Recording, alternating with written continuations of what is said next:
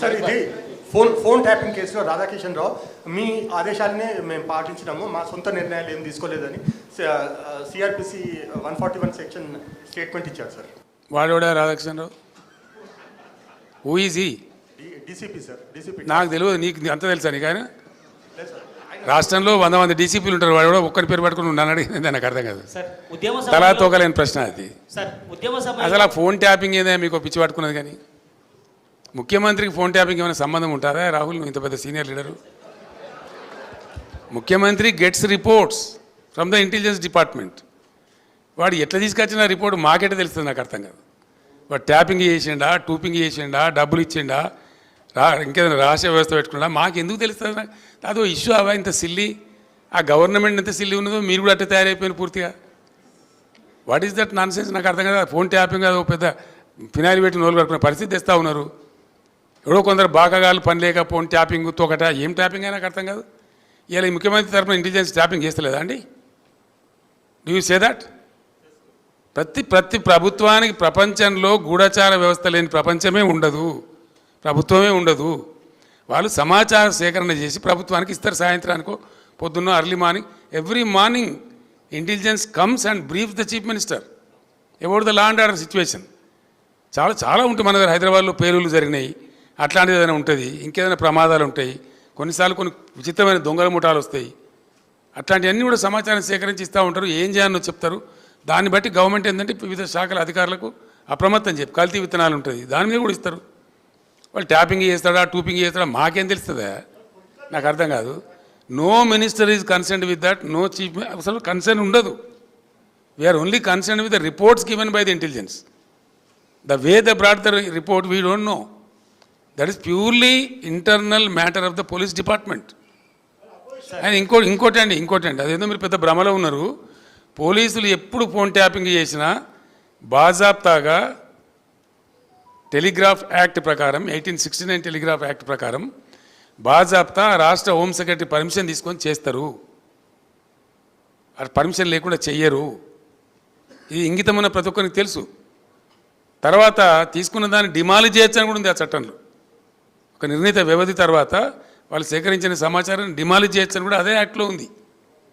ఇది తెలియకుండా అదేదో పెద్ద భయంకరమైన వ్యవహారం అన్నట్టు, దాని ఏదో తోకమట్టం ఏదో కొండందో వెలకబట్టుకున్నాం అన్నట్టు ఏమి బట్టి ట్రాష్ గ్యాస్ దాంతో ఏం అయ్యేది. మీరు ఆ భ్రమలు ఉండకండి సార్. తెలంగాణ ఉద్యమ సమయంలో 2001 నుంచి 2014 దాకా కేసీఆర్ కుటుంబ సభ్యులకు పారాగాన్ చెప్పులు వేసుకోనేటువంటి వ్యక్తులు అదే సమయంలో డీజిల్ పోసుకుందామన్నా కూడా కారుకు అట్లాంటి పరిస్థితులు ఉన్నటువంటి వారు ఈరోజు లక్షల కోట్లు సంపాదించారు. అలా డబ్బునంతా స్వాధీనం చేసుకుంటామని పదే రేవంత్ రెడ్డి చెప్తున్నారు. చాలా సంతోషం. చేసుకోమని వెంటనే అర్జెంటుగా చేసుకోమని చెప్పాలా? పారాగాన్ చెప్పులు లేకుండా నేనుంటున్నా, రేవంత్ రెడ్డి ఉండినా ప్రజలకు తెలుసు కదా. పారాగాన్ చెప్పులు లేకుండా ఎవరు అనేది అందరికీ తెలుసు కదా దేశంలో. ఎవరు భూ కబ్జాదారు, ఎవరు బ్లాక్ మెయిలరు, ఎవరు ఓటుకు నేటి కేసులో పట్టుబడ్డరు, ఎవరు దొంగ దందాలు చేసినారు, ఎవరు భూమాఫియా అందరికీ తెలుసు రాష్ట్రంలో. మాకు పారాగాన్ చెప్పులు లేని ఫ్యామిలీ అండి మాది. Sir Srinivas sir, city vision live. గతంలో రైతులకు ఉచిత ఎరువులని ఒక హామీ ఇచ్చారు. మీరు చాలా సంతోషపడ్డారు, ఆశపడ్డారు రైతులు. అయితే ఆ నినాదం మళ్ళీ ఈ మధ్య తెర మీద తేవట్లేదు. కాదు బ్రదర్, కాదు బ్రదర్. బేసికల్లీ అది కరెక్ట్ కాదు. ఎందుకంటే మేము ఏం చేసినామంటే రైతుకు సహకారం అందించాలా, పెట్టుబడి సాయం చేయాలని మేము ప్రయత్నం చేసినాం. ఆ టైంలో ఏం జరిగిందంటే యూరియా బస్తాలు ఇద్దామని కొంతమంది చెప్పారు. ఒక సలహా, ఇట్ వాజ్ అండర్ డిస్కషన్. నేను ఎప్పుడు చెప్పలే, ఇట్ వాజ్ అండర్ డిస్కషన్. తర్వాత అశోక్ గులాటి గారు అని చెప్పి చాలా ప్రామినెంట్ ఆగ్రో ఎకానమిస్ట్ ఈ దేశంలో, ఇంటర్నేషనల్ ఫేమస్ కూడా ఆయన, ఢిల్లీలో ఉంటారు, నాకు మంచి ఫ్రెండు. ఆయన నేను అడిగిన, మేము చేద్దాం అనుకుంటున్నాం, వితౌట్ ఆ గవర్నమెంట్ సపోర్ట్ ఇలా వ్యవసాయం నడిచే పరిస్థితి లేదు. అనేక దేశాలలో గవర్నమెంట్ సపోర్ట్ చేస్తూ ఉంది, మన దేశంలో ఉల్టా ఉంది. మా రాష్ట్రంలో మేము చేయాలనుకుంటున్నాం, కొత్త రాష్ట్రం అని చెప్పి ఆయన సలహా అడిగింది. ఆయన ఏం చెప్పినట్టే బ్రదర్, నాకు ఇప్పుడు నువ్వు యూరియా బస్తాలు ఇస్తావు, వానాకాలం వేసుకుని 4 మిగిలి ఉంటాయి ఆయన దగ్గర, నువ్వు మొత్తం ఇస్తావు ఈ పంటకు. ఆయన ఏం చేయాలి, ఈ 4 బస్తాలు అమ్ముకుంటాడు మార్కెట్లో, మళ్ళీ దానికి అపఖ్యాతి వస్తుంది. కాబట్టి అట్లా వద్దు, నువ్వు ఎంత ఇస్తావో, నీ స్టేట్ కిట్టి ఎంతవరకు పర్మిట్ చేస్తావో నాకు తెలియదు, నువ్వు చేయదలుచుకున్న సహాయం క్యాష్ రూపంలో చేయి. ఏం చేయదలుచుకున్నావు, 1000 ఇస్తావా, 2000 ఇస్తావా, 3000 ఇస్తావా, నీ ఇష్టం. కానీ ఆ డబ్బుకు అతను ఓనర్ కావాలి. ఎందుకంటే ఒక ఆయనకు విత్తనాలు పట్టి ఉండొచ్చు, ఒక ఆయన ట్రాక్టర్తో దున్నించుకునే ఎకరకు పట్టి ఉండొచ్చు, ఒక ఆయన పురుగుల మందులు కొనుక్కునే ఎకరు ఉండొచ్చు. రకరకాల అవసరాలు ఉంటాయి రైతులకు, వేరియేషన్ ఉంటుంది. కాబట్టి నువ్వు ఇచ్చే కాడికి క్యాష్ ఈ బస్తాలు ఇచ్చి మళ్ళీ వాళ్ళు అమ్మేసుకొని అవసరం లేని వాళ్ళు అమ్మేసుకొని ఇవన్నీ ఇబ్బంది జరుగుతుందండి అని చెప్తే ఎరువు బస్తాల దానాడే ఫుల్ స్టాప్ చేసినాం. తర్వాత రైతు బంధు పేరు మీద ఈ స్కీమ్ ప్రారంభించినాం. కానీ దీన్ని కొంతమంది చిల్లరగాళ్ళు సోషల్ మీడియాలో పెట్టి బస్తాలు ఇస్తానో ఏమైంది, బస్తాలు ఇస్తానో ఏమైందని, మేము ఇది రైతు బంధుకు బస్తాలు రెండు ఇస్తామని చెప్పినామా? బస్తాలకు బదులుగా ఇస్తున్నదే రైతు బంధు. దాంతో ఎవరికి అవసరం ఒక ఆయన విత్తనాలు కొనుక్కుంటాడు, ఒక ఆయన పురుగుల మందు కొనుక్కుంటాడు, ఒక ఆయన ఎరువులు కొనుక్కుంటాడు, ఒక ఆయన ట్రాక్టర్ దున్నకానికి పెట్టుకుంటాడు, ఒక ఆయన నాటేయించుకోవడానికి పెట్టుకుంటాడు. రకరకాల అవసరాలు ఉంటాయండి. ఆయన అవసరాన్ని బట్టి ఆ డబ్బును ఆయన వాడుకుంటా ఉన్నాడు. దాని ఫలితమే మనం 3 కోట్ల పైచిలు టన్నుల ధాన్యం పండించినాం, పంజాబ్ను తలదనినాం. మీరు అడిగింది మంచి క్వశ్చన్. అది నాకు కూడా ఇక్కడ చెప్పానని ఉండే, మీ క్వశ్చన్ ద్వారా ఇప్పుడు క్లియర్ అయిపోయింది. I'm thankful to you. Sir ఇక్కడ సార్ ఇక్కడ సార్ మీరు ఇండస్ట్రీస్ తమిళనాడుకి వెళ్ళిపోతున్నాయి అని చెప్తున్నారు. అయితే ముఖ్యమంత్రి చెప్తారు 13 ఇండస్ట్రీస్ గుజరాత్కి తీసుకెళ్ళడానికి మోదీ ట్రై చేస్తున్నారు, ఇంక్లూడింగ్ టెస్లా. దాని మీద మీరు ఎలా రియాక్ట్ అవుతారు సార్? ఇటువంటి చాతగాని ముఖ్యమంత్రుడు గుజరాత్కి పోతాయి, తమిళనాడుకి పోతాయి, కేరళకు పోతాయి, ఆంధ్రాకి పోతాయి. ఇంకేంది? ఎక్కడికి పోమ్మా? మీరే చెప్తున్నారు, మీ క్వశ్చన్లే ఆన్సర్ ఉన్నది. ఈయన ఏం చేస్తున్నాడు మరి? టెస్లా బిస్లా అంతా మోడీ అనుకొని పోతా ఉంటే ఈయన ఏం చేస్తున్నాడు? మోడీ అడ్డం పడ్డా మేము తెచ్చినామమ్మా కొన్నిటిని. లైక్ ఫేస్బుక్, ఆయన ఇంటర్నేషనల్ లాబీస్లను పెట్టి చాలా ప్రయత్నం చేసిండు అహ్మదాబాద్ తీసుకుపోదామని. మేము అంతకన్నా పై ఎత్తుగడ వేసి దాన్ని ఇక్కడ తెచ్చినాం. మోడీని తట్టుకొని మేము ఒక 4-5 పరిశ్రమలు పెద్ద పెద్ద తెచ్చినాం ఇక్కడికి. సార్ ఇక్కడ సార్ మీరు మొన్న మెదక్లో మాట్లాడుతూ టైం కాగల సుమా, మళ్ళీ ఈసీ నిషేధం, మళ్ళీ అదో కథగా చెప్పండి. సార్ ఇక్కడ సార్ మీరు మొన్న మెదక్లో మాట్లాడుతూ అసెంబ్లీలో చెల్లని రూపాయి పార్లమెంట్లో ఎట్లా చెల్లుతుంది అన్నారు. సో మన పార్టీ నుంచి కూడా కొప్పులీశ్వర్, ఆర్ఎస్ ప్రవీణ్ కుమార్, బాజిరెడ్డి ఇట్లాంటి వాళ్ళందరూ అసెంబ్లీ ఎన్నికల్లో ఓడిపోయారు. వాళ్ళు ఇప్పుడు ఎట్లా చెల్లుతారు? కరెక్ట్ క్వశ్చన్, మంచిగా అడిగిన మీరు. అది నేను మెదక్కు సంబంధించి అడిగిన.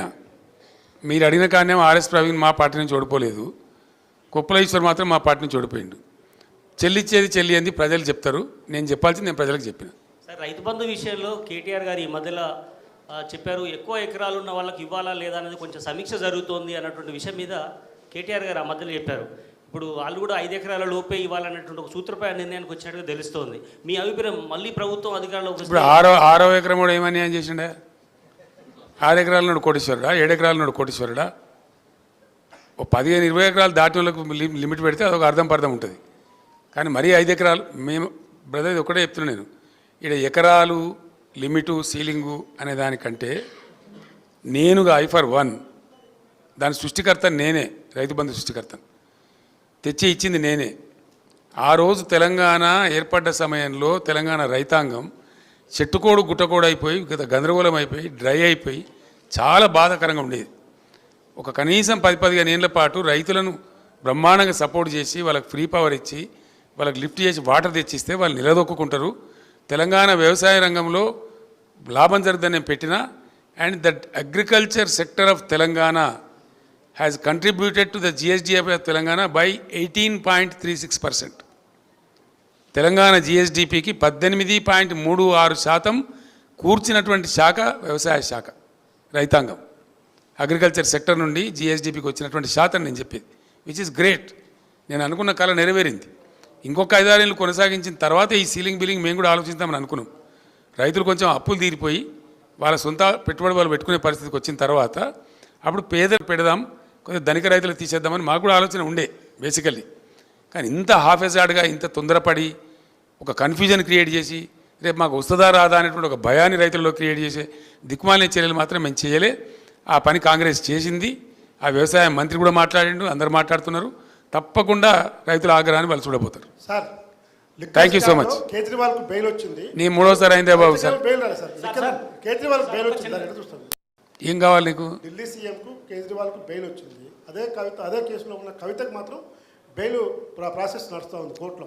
సింపుల్ ఇస్ ద ఇష్యూ అండి. ఢిల్లీ లిక్కర్ స్కామ్ అనేది నరేంద్ర మోడీ సృష్టించినటువంటి ఒక రాజకీయ కుంభకోణం. It's reverse political scam. అందులో ఏం లేదంత పట్టితే గ్యాస్. ఇవాళటి వరకు ₹1 రికవరీ చేయలే, ₹1 కూడా రికవరీ చేయాలి. ఎవరి నుంచి ఎవరికి మనీ లాండరింగ్ అయిందో, ఎవరి నుంచి ఎవరు తీసుకున్నాడో ఎవరికి తెలియదు. అది ఢిల్లీ స్టేట్ లిక్కర్ పాలసీని స్కామ్ కింద చిత్రీకరించి మేమిద్దరం అండి ఆయన కంట్లో నర్సులాగా ఉన్నోళ్ళం. అరవింద్ కేజ్రీవాల్, నేను ముక్కులో కోయలాగా ఉంటే మేము ఏం చేసినాం మేము, ఆయన మాకు 104 మంది ఎమ్మెల్యేలు మా సంఖ్య ఉండి, అప్పుడు మజ్లిస్ ఎమ్మెల్యేలు 7 మాకు సపోర్ట్ ఉండే టైంలో 119లో 111 మంది మేము ఉన్నాం ఇక్కడ. అయినా ఆయన ఏజెంట్లను పంపించండి ఇక్కడికి, ఈ గవర్నమెంట్ టాపులు చేయాలని కూలగొట్టాలి రాష్ట్ర ప్రభుత్వాన్ని ఆయన ఏజెంట్లను పంపించి ఇక్కడ బేరాలు చేసిండ్రు.